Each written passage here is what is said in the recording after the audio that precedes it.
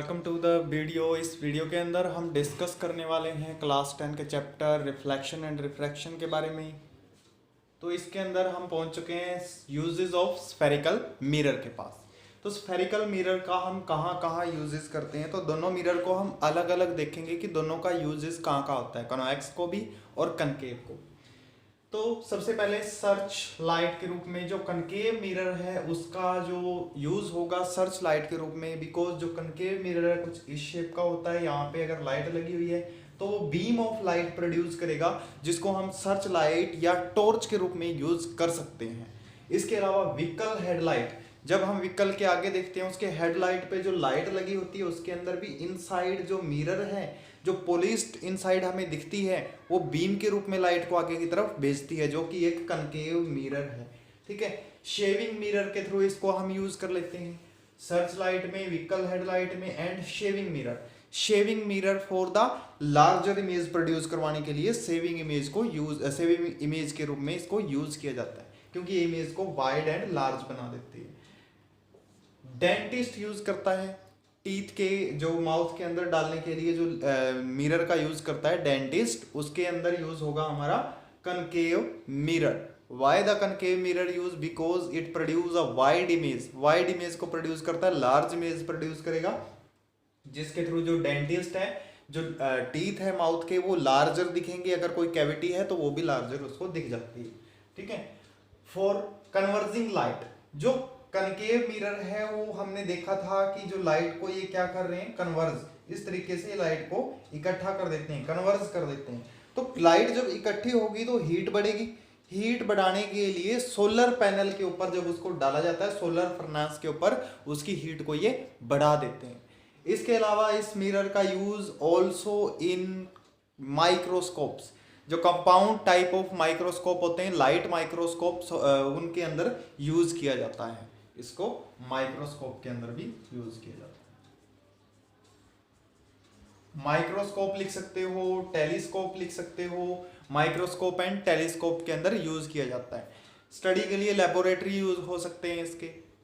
ठीक है, उसके बाद हमारे जो मिरर आएंगे वो आएंगे कन्वेक्स मिरर। कन्वेक्स मिरर का एक ही यूज बता रखा है बुक के अंदर, जिसको हम लिखेंगे रियर व्यू मिरर इन व्हीकल। व्हीकल के अंदर ये रियर व्यू मिरर क्यों होता है, इसके पीछे रीजन है, और इसके ऊपर 2 या 3 नंबर में क्वेश्चन बन के आ जाता है।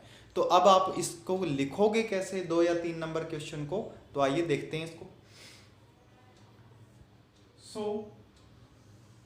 ये जो मिरर है, this mirror is type of convex mirror.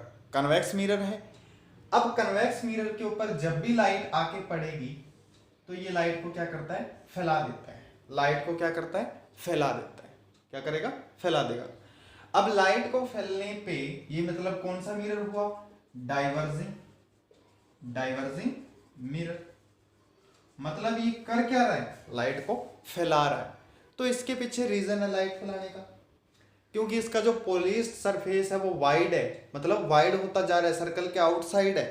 ठीक है, देन अभी देखो,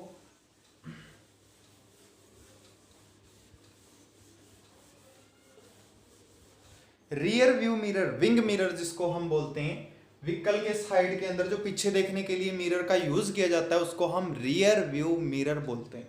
ठीक है, तो इस मिरर का यूज क्यों करते हैं, क्योंकि ये मिरर क्या करेगा, अपर साइड का जो फील्ड है उसको भी शो करेगा, लोअर साइड का जो फील्ड है उसको भी शो करेगा। जितना दूर ऑब्जेक्ट होगा उतना ही पास लाके उसको वाइडली हमें शो कर देता है। दूर ऑब्जेक्ट को भी पास लाके वाइडली हमें क्या कर देगा, शो कर देगा, जिससे हम क्या देख सकते हैं, लार्ज फील्ड को हम ऑब्जर्व कर सकते हैं बैक साइड मिरर से। रियर व्यू मिरर से लार्ज फील्ड को हम ऑब्जर्व कर सकते हैं। दूसरा कारण क्या है, ये इमेज कैसी देता है, इरेक्ट। ठीक है, कभी भी कोई डिमिंस्ड इमेज हो, धुंधली इमेज हो, उसको भी क्लियर दिखा देता है। इमेज कैसे देता है, clear, erect and large. Large field को ये शो करता है, जिसके कारण इस मिरर का चूज हुआ कि इसको हम रियर व्यू मिरर के रूप में यूज कर सकते हैं इन व्हीकल के अंदर। ठीक है, तो मिरर के ऊपर जब भी कोई नया बाइक या नई गाड़ी हो, उसका जो आप रियर व्यू मिरर देखोगे उसके ऊपर एक लाइन लिखी होती है object in the mirror are closer than the appear, mean इस मिरर के अंदर क्या होते हैं, ऑब्जेक्ट नियर आ जाते हैं, क्लोजर हो जाते हैं, जिसके कारण वो लार्ज दिखाई देते हैं, वो अपीयर होते हैं। ठीक है, तो ये कन्वेक्स मिरर का यूज है, इसको हम कैसे यूज करते हैं। इसके बाद एक छोटी सी हमारा जो टॉपिक है वो रह गया कि जो कन्वेक्स मिरर है वो इमेज फॉर्मेशन कैसे करते हैं। तो पॉइंट तो वही होंगे, एफ पे है तो इन्फिनिटी पे बनेगा या वगैरह वगैरह, जो भी हमने पॉइंट 6 पॉइंट की बात की थी। ठीक है, तो इस केस में सारी की सारी इमेज कैसी बनेगी, वर्चुअल, क्योंकि इस मिरर के अंदर कभी भी कोई इन्फिनिटी पे ऑब्जेक्ट है।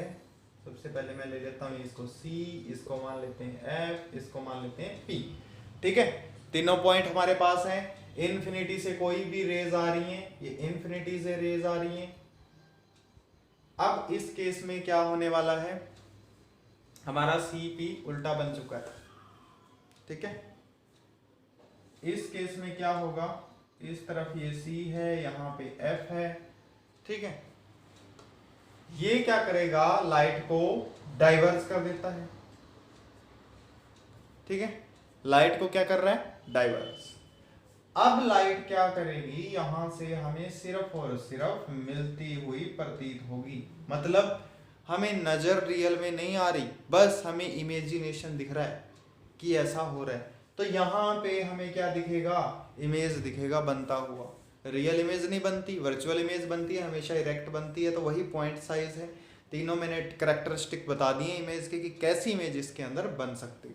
ठीक है, तो इसीलिए इसका यूज होगा रियर व्यू के अंदर। अनदर यूज टेलीस्कोप के अंदर लिख सकते हो, लेबोरेटरी यूज के लिए इसको लिख सकते हो, फॉर डाइवर्जिंग ऑफ लाइट के लिए भी इसका यूज हम लिख सकते हैं, डाइवर्जिंग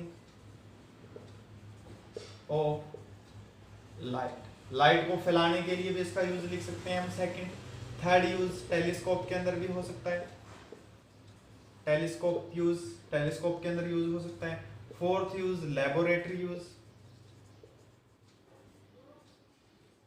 लैब के अंदर जो हमारी फिजिक्स लैब है उनके अंदर भी यूज होता है लैब के लिए, या फिर ब्लड वगैरह के लिए जो यूज होता है, क्योंकि इमेज क्या करता है, फैला देता है। तो लार्जर इमेज को देखने के लिए हमें इसका भी यूज करते हैं।